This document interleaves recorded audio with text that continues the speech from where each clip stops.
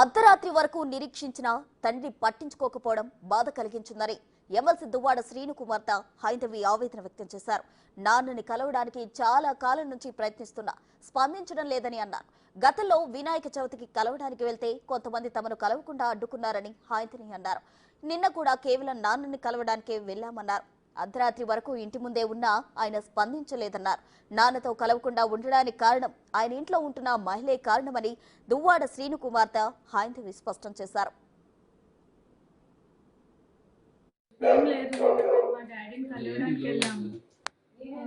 ఆయన డోర్స్ అవన్నీ లాక్ చేసుకొని లోపల ఉన్నారు. ఆ లేడీ కూడా అక్కడే ఉంది. మేము ఆయనతో మాట్లాడడానికి వెళ్దాం మాట్లాడడానికనే కాదు, మా డాడీతో కలిసి ఉన్నామని వెళ్ళాము. బట్ మేము మెసేజెస్ చేసినా, ఫోన్ కాల్స్ చేసినా ఆయన లిఫ్ట్ చేయలేదు, దేనికి రెస్పాండ్ అవ్వలేదు. సో ఏంటి అంటే వాళ్ళు ఎప్పుడో ఒకప్పటికైనా డోర్ తీస్తారు కదా అని మేము బయట వెయిట్ చేస్తాం. నైట్ యాక్చువల్లీ నేను ఆఫ్టర్నూన్ 3 నుంచి నైట్ 1:30, 2 వరకు ఉన్నాను. బట్ వాళ్ళు ఎవరు రెస్పాండ్ అవుతారేమో అని మేము వెయిట్ చేసాం. అట్లీస్ట్ మా డాడీ అయినా నా పిల్లలు బయట ఉన్నారు కదా, లోపల పిలుస్తారనేమో అయినా వెయిట్ చేసాం. బట్ ఏం రెస్పాన్స్ లేదు. ఆ లేడీ ఆమెతో ఉండడమే రెస్పాండ్ అవుతుంది. చాలా మంత్స్ అవుతుంది. లాస్ట్ ఇయర్ నుంచి దూరంగానే ఉంటాం. వెళ్ళాం లాస్ట్ ఇయర్ వినాయక చవితి అప్పుడు మాట్లాడడానికి వెళ్ళాం. అప్పుడు మా డాడీ వాళ్ళ బ్రదర్ అండ్ వాళ్ళ మదర్ ఏం చేశారంటే మమ్మల్ని లోపలికి రానివ్వకుండా మేమేదో వాళ్ళకి అటాక్ ఇస్తున్నాం అన్నట్టు క్రియేట్ చేసి మా డాడీతో కలవనివ్వకుండా చేశారు.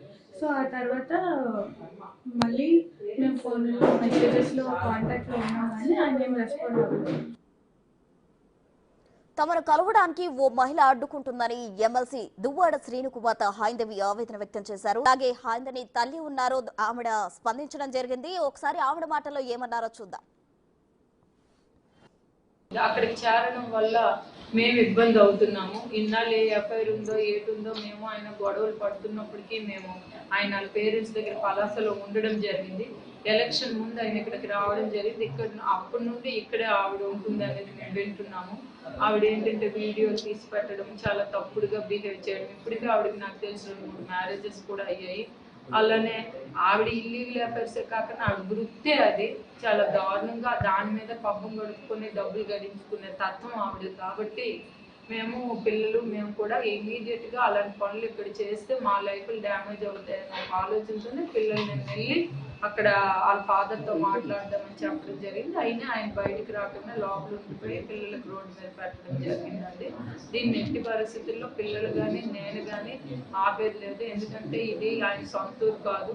ఇది నా ఫాదర్ రాఘారావు గారి నుండి మేము పొలిటికల్గా మా తాత లక్ష్మీపతి గారి నుండి మేము ఇక్కడ రాజకీయాలు చేస్తున్నాము. 100 ఎకరాల ఆస్తులు అమ్ముకొని మేము విలువలతో ఉన్నాము. మాలాంటి ఫ్యామిలీలోనే ఇలాంటి డ్యామేజ్ జరిగితే నా పిల్లల భవిష్యత్తు పోదు. కాబట్టి ఎట్టి పరిస్థితుల్లో దీనికి ఒక ఎండ్ పాయింట్ వచ్చినంత వరకు మాత్రం మేము ఆగేది లేదండి.